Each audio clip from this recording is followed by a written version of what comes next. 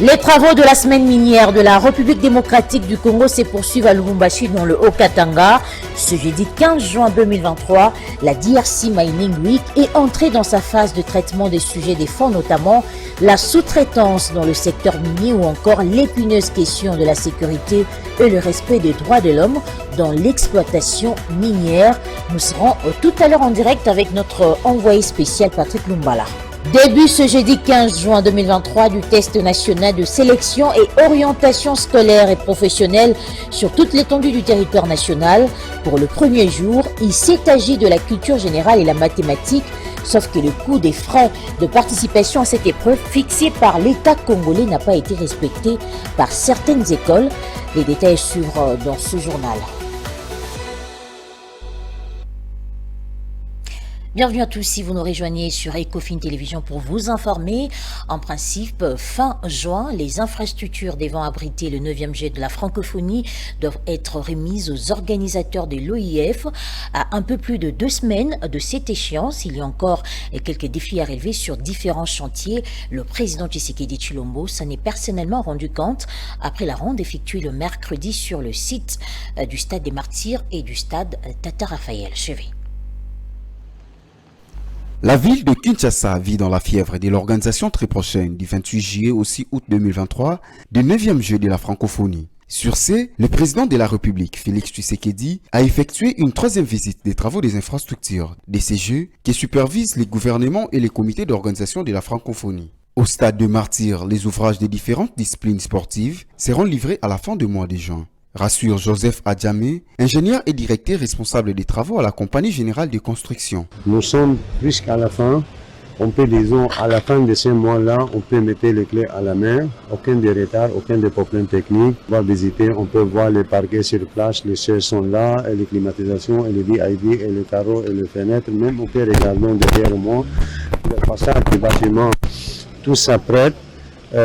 Aucun des problèmes, nous toujours on respecte les délais. Si on dit à la fin du mois, c'est à la fin du mois, plus ou moins une semaine, on peut disons le 20 c'est prêt.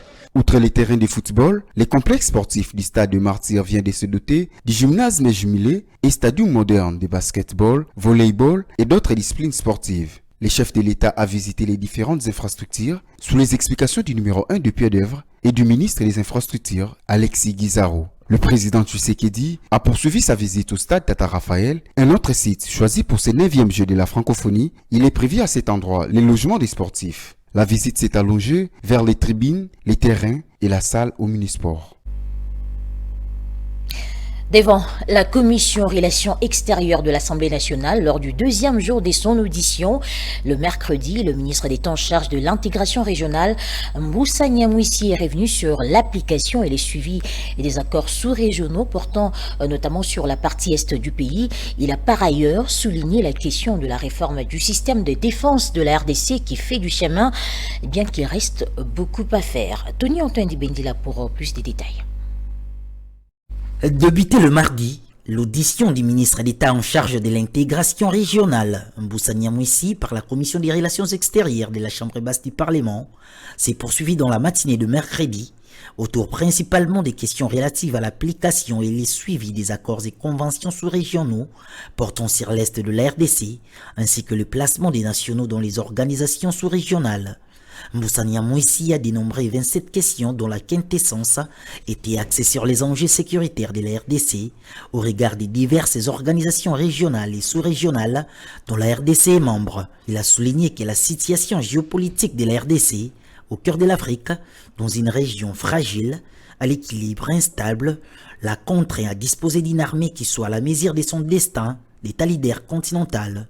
Il revient aussi à l'Assemblée nationale, en sa qualité d'autorité budgétaire, de s'impliquer pour que les forces armées de la République démocratique du Congo et tous les systèmes sécuritaires soient dotés d'un budget conséquent, a-t-il indiqué. Concernant les placements des Congolais au sein des organisations régionales et sous-régionales, dont la RDC est membre, Antipas Moussa Niamouissi a d'abord expliqué aux députés membres de la commission les différents modes d'attribution des postes au sein des organisations, puis il a cité quelques noms, essentiellement des femmes, qui occupent des postes de haut rang, notamment au sein de la SADC, de la CIAC et autres organisations régionales.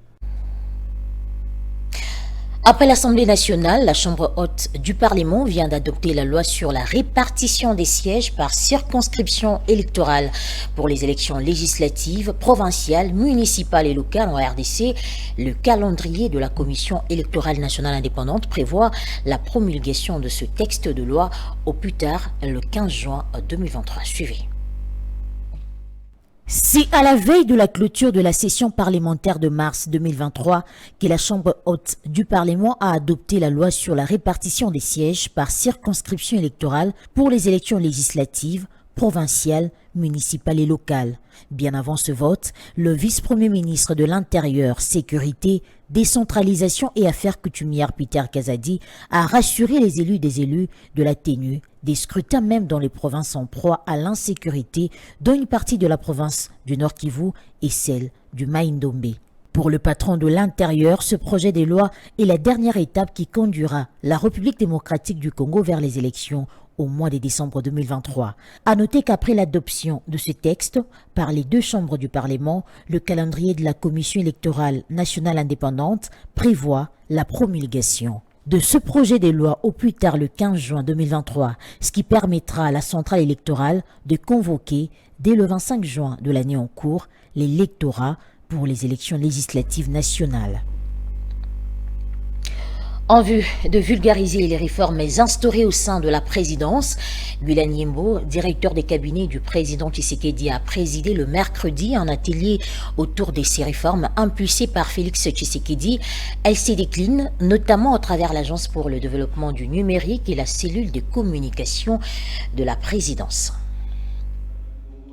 Le directeur des cabinets du président de la République a présidé un atelier de vulgarisation de réformes instauré au sein de la première institution du pays. Ces trains de réformes impulsés par le président de la République, Félix Antoine Tshisekedi Tshilombo, sous la coordination de son directeur du cabinet, Guilain Nyembo, s'est décliné notamment à travers l'Agence pour le développement du numérique et la cellule de communication du chef de l'État qui ont préparé et organisé cet atelier de vulgarisation. Il s'agit donc de présenter aux membres du cabinet quelques nouveautés issues de la restriction de cette entité politique, la nouvelle charte graphique, les médias numériques, le plan de numérisation interne des services, la nouvelle coordination des ressources humaines et la nouvelle coordination de la qualité et de la performance. L'objectif est de moderniser la présidence de la République pour la rendre plus efficace pour servir les chefs de l'État en concrétisant sa vision d'un État fort, prospère et solidaire en RDC. 3 éléments importants ont été communiqués aujourd'hui. La première, c'est l'utilisation obligatoire par l'ensemble des services de la nouvelle charte graphique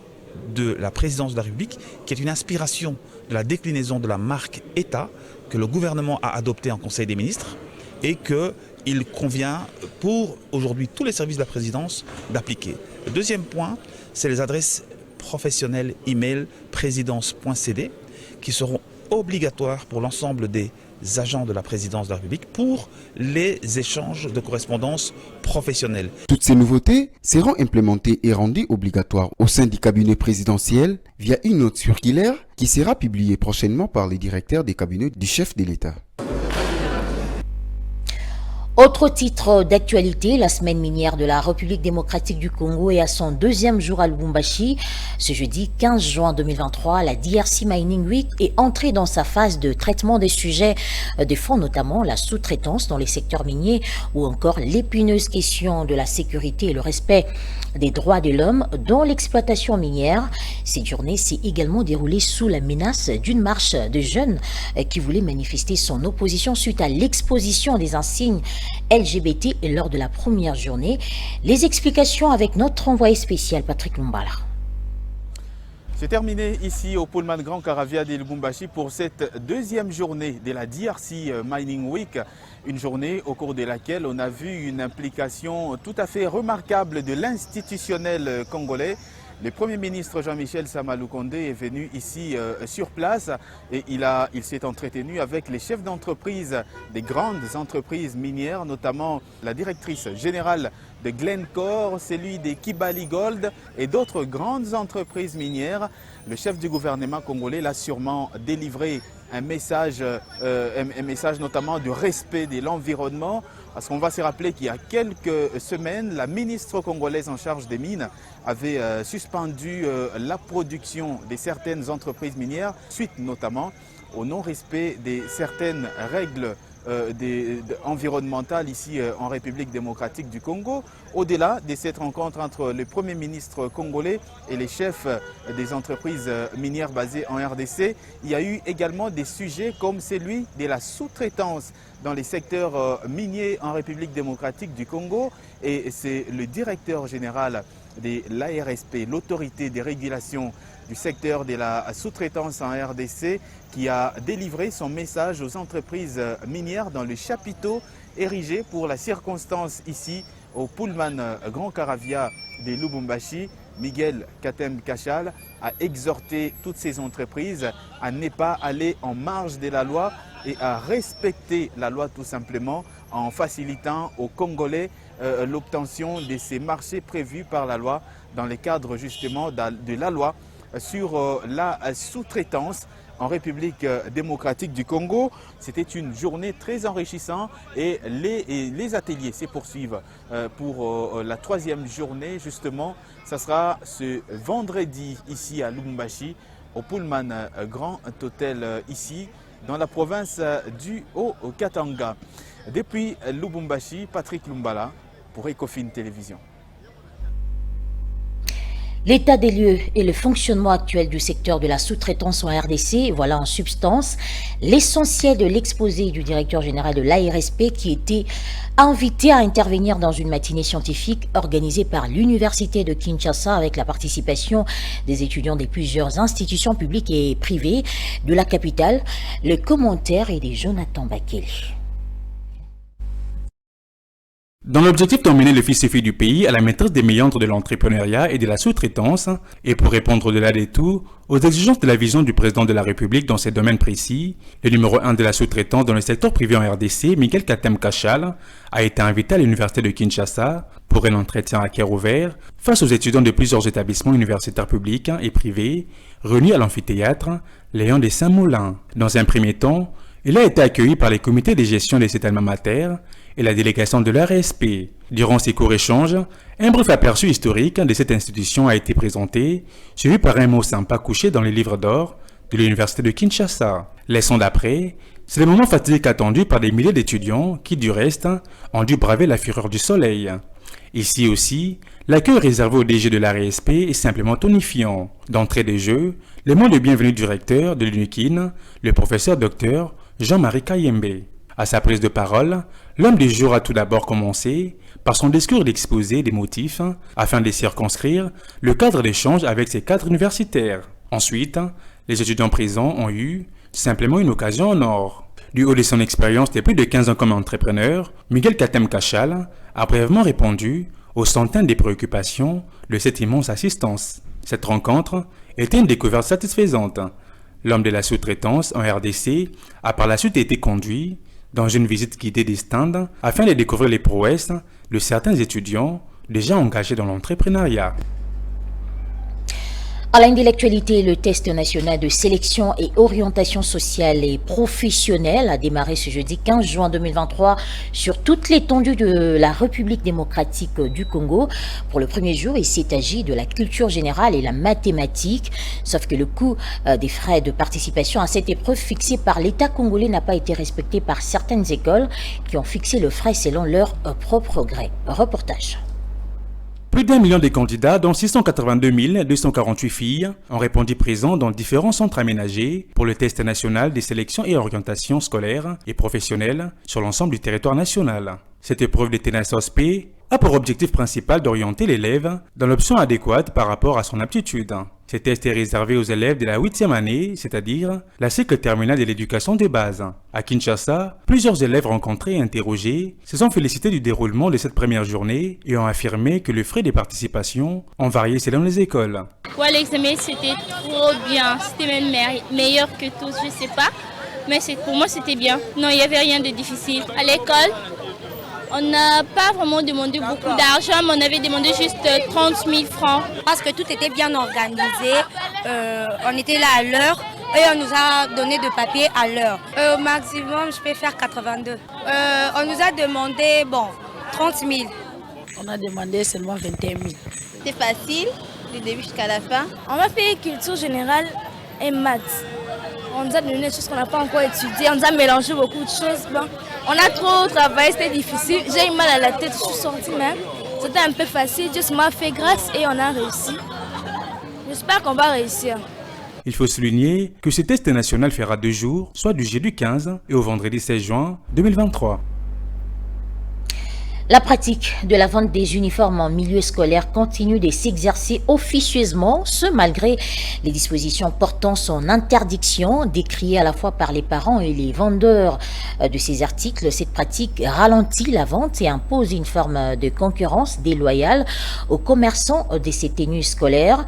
Le point sur la question a été fait ce jeudi 15 juin par nos reporters Grace Luyanga et Gorbiwaka et Joe Manana. C'est dans une atmosphère morose que ces commerçantes passent toute leur journée à côté de leurs étalages. Dans cette timidité des ventes, qui n'est dit son nom, elle dénonce ici avec toute énergie la concurrence déloyale imposée par les écoles qui ne sont pourtant pas autorisées à vendre des uniformes. Les responsables des écoles vendent de nos jours des uniformes et obligent aux parents de les acheter, ce qui va énormément à notre défaveur.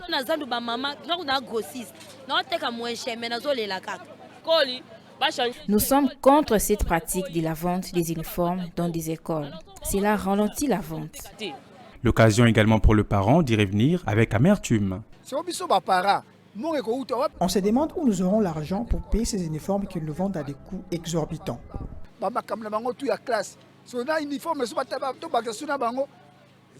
Pour rappel, dans une correspondance adressée aux responsables nationaux et provinciaux des aires éducationnelles de la RDC, étaient mentionnées des dispositions réprimant la vente des fournitures scolaires et uniformes en milieu scolaire. Cependant, cette pratique continue officieusement à s'observer.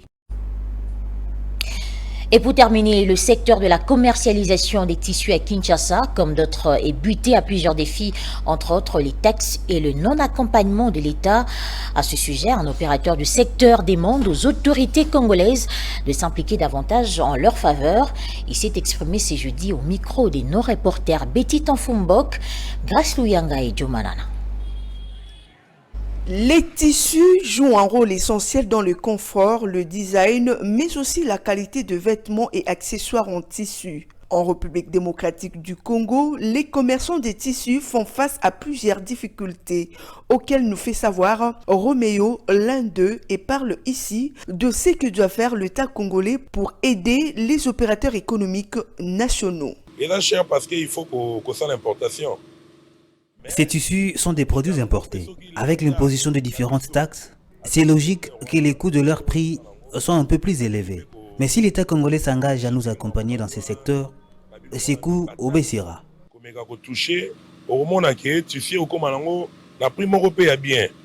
les autres à la licolo parce que l'État congolais a aidé bisoté. Nous les opérateurs économiques nationaux, il y a pas d'amboka. Ce que l'État doit soutenir, n'est pas crédit aux autres dans la banque pas privée. Ils ont pas kingo. Mais ce qui est l'élo, n'est pas non soit disant tout ça fake. Biso tout le monde n'a pas fake. Il faut l'État a la responsabilité na yé. Non, na mon l'État a un secteur. Il y a textile, tissu, sauf des taxes. Taxes sont les zongelo. Et direct ou indirectement. Il a par ailleurs exhorté les autorités congolaises à bien jouer son rôle de père pour les accompagner. Il est de savoir que le premier tissu en fibre végétale connu date donc de la préhistoire. On estime par ailleurs que sa première apparition entre 3000 et 2500 ans avant notre ère en Chine. Pendant presque 3000 ans, les Chinois en ont fait les commerces sans jamais donner la moindre information sur leur façon de la fabriquer. Et voilà, place à présent à la revue de presse sélectionnée et lue par Fulgence Milaï.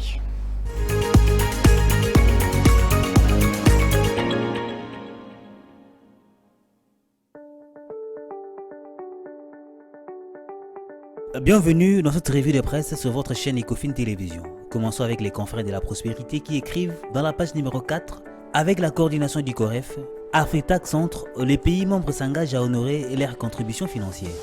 À l'occasion de la tenue de la 25e réunion du comité d'orientation du Centre régional de développement des capacités du Fonds monétaire international pour l'Afrique centrale, Afritac Centre en sigle, plusieurs pays membres se sont réunis ce mercredi 14 juin à Fleuve Congo Hotel autour du thème principal « Le réforme sur la gouvernance des ressources naturelles dans les pays d'Afrique-TAC ». Les participants ont réfléchi sur les voies et moyens qui leur permettront d'avoir des ressources à l'interne sans forcément recourir aux différents bailleurs et d'exécuter à leur aise leurs activités. La gestion des ressources naturelles demeure un enjeu capital pour le développement des pays membres d'Afrique-TAC. Pour la énième fois, cette excellente plateforme de réflexion et d'échange fructueux a permis aux parties prenantes d'effectuer un partage d'expériences, de passer en revue l'exécution des programmes de l'année fiscale 2023 et les programmes de l'année fiscale 2024. Il y a lieu de rappeler que l'Afrique-TAC Centre est les fruits d'une initiative du Fonds monétaire international qui a souhaité répondre à une demande émanant de dirigeants africains désireux d'obtenir plus d'assistance technique pour les continents, ainsi qu'une aide au développement des capacités présentes sur place, travaillant en étroite collaboration avec 9 pays membres, à savoir la République démocratique du Congo, les Burundi, les Cameroun, les Congo-Brazzaville, les Gabon, la Guinée équatoriale, la République centrafricaine, les Sao Tomé et Principe, ainsi que les Tchad. Nous bouclons cette revue de presse avec Forum des As, qui dans sa page numéro 6 note UNESCO, de jeunes entrepreneurs et décideurs échangent pour comprendre. Il s'est ouvert hier mercredi 14 juin à Kinshasa, les forums sur l'entrepreneuriat des jeunes pendant la pandémie du Covid-19. Organisé par l'UNESCO, cette rencontre s'inscrit dans les cadres du programme Yacht as Research on Covid-19, qui vise des échanges entre les jeunes entrepreneurs pour comprendre l'impact de la Covid-19 sur la jeunesse du monde entier, en mettant les jeunes au centre de l'action pour mener des recherches, en créant un espace de dialogue entre le jeune et le décideur. Pour les représentants de l'UNESCO, Isaias Barreto da Rosa, le présent forum est une illustration parfaite car les jeunes incarnent l'espoir des solutions meilleures, innovantes et plus efficaces. Il a salué la manière dont les jeunes se sont mobilisés pour apporter des solutions dans leur communauté et comment cela a contribué à faire face à la pandémie et à fournir des solutions durables. Isaias Barreto a émis le vœu de voir les échanges et expériences qui seront partagés ces 2 jours de travaux puissent constituer une véritable opportunité pour l'ensemble des parties prenantes. Fin de cette revue de presse, merci de l'avoir suivi.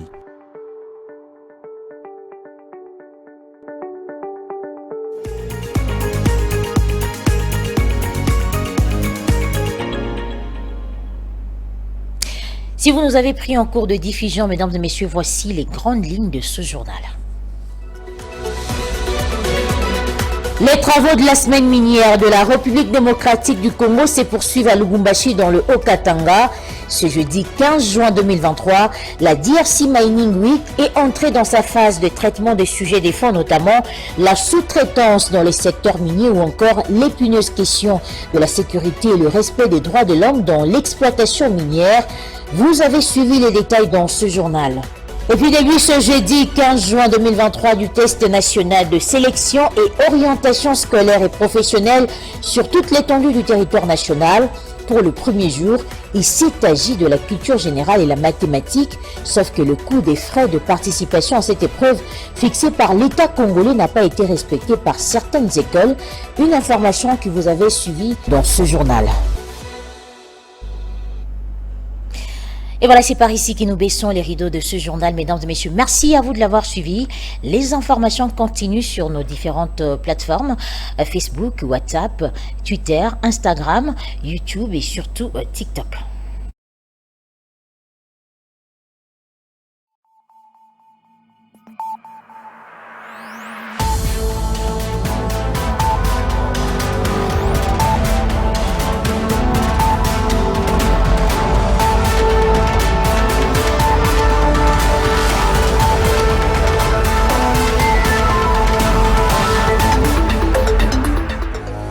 Dans une sphère médiatique, essentiellement tournée vers des contenus généralistes, où l'originalité n'a plus sa place au chapitre, où le secteur de l'économie et finance, pourtant poumon d'un État, sombre dans les oubliettes, voici enfin Ecofin Télévision. Économie et finance télévision, votre chaîne thématique essentiellement économique, vous offre un contenu original. Nous traitons des questions monétaires, commerciales, énergétiques, minières, pétrolières et environnementales. Notre créneau, vous proposer des informations, des analyses, des perspectives et prévisions économiques. Ecofin Télévision, vous permet également de comprendre la coopération entre les États et les institutions, sans oublier l'épineuse question de la dette. Ecofin Télévision, tout savoir sur les investissements, les échanges commerciaux, la balance commerciale et la balance des paiements, le taux d'échange, l'état des lieux de la lutte contre les détournements des finances publiques, la coopération bilatérale ou multilatérale. Ecofin Télévision vous explique comment l'économie nationale est directement liée à l'économie mondiale. Notre particularité fait notre originalité. C'est pourquoi nous disons Ecofin Télévision, mieux que savoir sur l'économie et finances, comprendre.